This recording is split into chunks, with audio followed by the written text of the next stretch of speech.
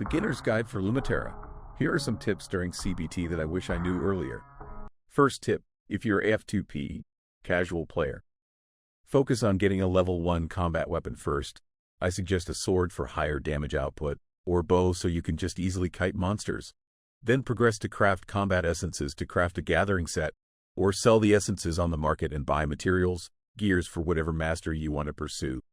It will be easier for you to last hit monsters, and in turn, it will be easier to clear quests. Having a level 1 weapon will make your life easier to farm basic items to start your Lumiterra journey. Second tip, stay on level 1 until you get full level 2 combat gears. This will give you easier quests. Some may say it's good to progress on level 2 if they have full level 1 combat set. Although it's manageable, but it's hard. If you are trying to kill one mob and a buzz buddy respawns near you, you will either run or you will die. So I suggest sticking to level 1 until you have full level 2 gears is a decent strat before you transition into level 2. This might not work on other masteries since Gathering Set is quite tanky because of the gathering skill that converts some stats into defense. And Farming Set doesn't need combat because it's peaceful at the homestead farm. It will be okay to progress to level 2 for level 1 set on both farming and gathering masteries. Having the set will increase your proficiency and will enable you to get the drops from higher levels. Third tip, if you want us to stay on level 1, how can we craft level 2 armors to do that? Now this is where gear enhancing comes in.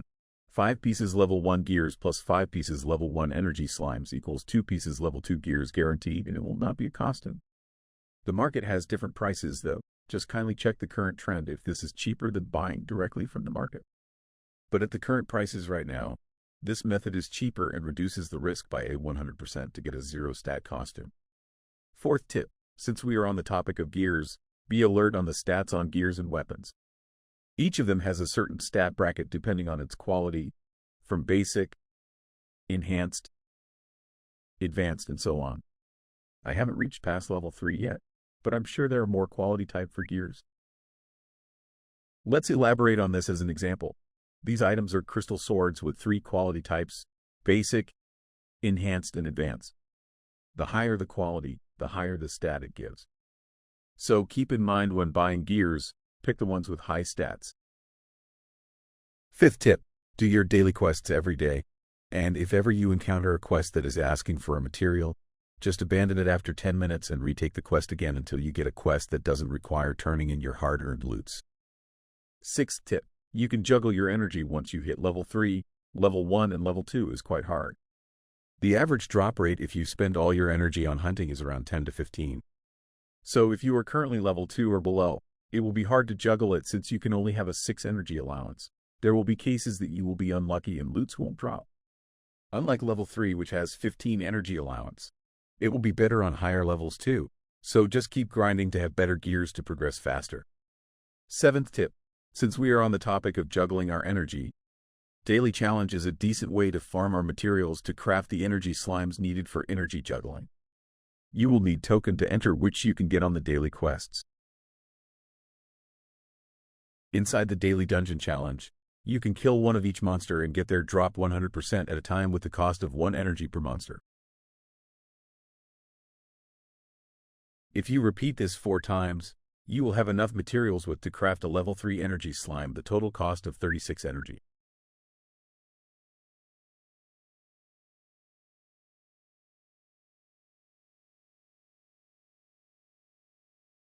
And 1 level 3 energy slime plus 1 empty bottle can create an energy bottle that gives a total of 51 energy.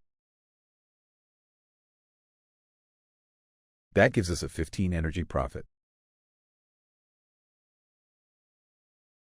Eighth tip, avoid danger zones and chaos zones if you are still under-geared. There is a high chance that you will lose your valuable materials from your backpack if you die. Another important reminder before entering PK areas is to have a stable internet connection. If you got disconnected in that area while hitting a monster means you are dead when you log back in. Dead and drop some items from your backpack is the worst case scenario. A good way to avoid dropping items is to leave everything extra from your backpack to your warehouse. That way, if you die, no items will be dropped since you have no extra items on your backpack. Ninth tip, do not waste your precious materials on capturing pets. I made a huge mistake on this part during my first day and used pet food as bait. Let me be the sacrifice so you won't make the same mistake as I did. When capturing pets, make sure you only use useless and cheap materials to be bait, like packaging paper or fragments from disassembled cheap gears, etc. Make sure you have enough baits prepared to capture your desired pet. If you brought few baits, not only you will lose the baits, you will also fail to catch the pet if you came unprepared. I made a detailed guide about catching pets, so kindly watch it on my profile. 10th tip. Avoid picking up trash to not waste your energy. Trash around the map are requirements for a costume. Since costumes here have no stats, I suggest save up your energy to get more useful materials for your gears. Just a disclaimer, all of the tips in here are made from CBT 1, so there might be some changes when CBT 2 goes live. And that's the same reason I avoided creating guides for the leaderboard, since there are hints that there might be some changes about the mechanics. Before we end the video, I'd like to say thanks to CG Guild and Lumiterra Research Institute for welcoming me and sharing knowledge about the game. You guys are the best.